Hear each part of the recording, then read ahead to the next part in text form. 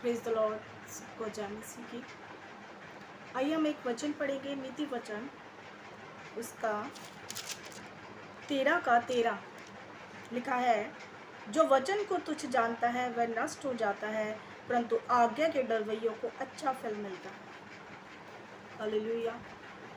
आज बहुत से ऐसे लोग हैं जिनको संसार की हर एक चीज़ के लिए, हर काम के लिए वक्त है, लेकिन वचन पढ़ने के लिए उनके पास समय नहीं।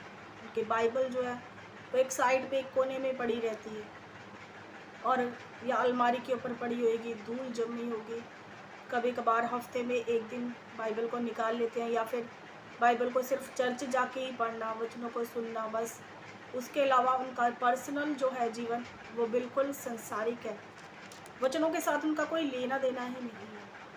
तो ये वचनों का आदर करना नहीं होता, ये वचनों को तुच्छ जानना होता है कि वचन घर में होते हुए भी उसको ना पढ़ना, उसको इग्नोर करना, बाइबल को होते हुए भी उसको इग्नोर करना, ये वचनों को तुच्छ जानना है। और जो वचन को तुच्छ जानता है वो परमेश्वर को तुच्छ जानता है, क्योंकि वचन ही परमेश्वर है। हालेलुया। एक वचन हम और पढ़ेंगे, लूका उसकी 16 की 19वीं आयत।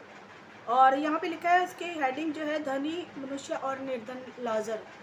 ये एक दृष्टांत है, ये एक स्टोरी है, जिसमें वो जो धनी मनुष्य है जब वो मर जाता है तो वो अब्राहम को बोलता है कि मेरे 5 और भाई हैं, तो उनके ऊपर दया कर, तो कुछ कर ऐसा।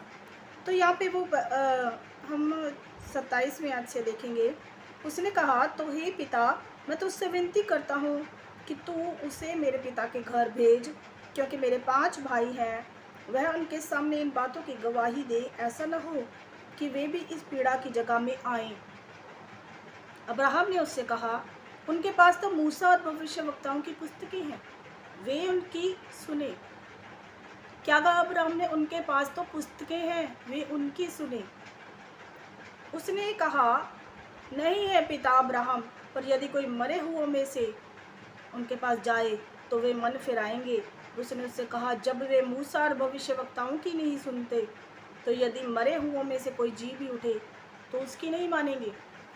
कहने का मतलब ये है कि जिनके पास पुस्तकें हैं, जिनके पास आज वचन है, बाइबल है, जो 250-300 रुपये दे के आपने खरीदी है ना, उसको पढ़ो, उसकी वैल्यू को समझो। इसी जीवन के अंदर हम वचनों को पढ़कर अपने जीवन को सुधार सकते हैं, और वो जो सज़ा है आज्ञा ना मानने वालों को जो मिलने वाली है, उससे हम बच सकते हैं।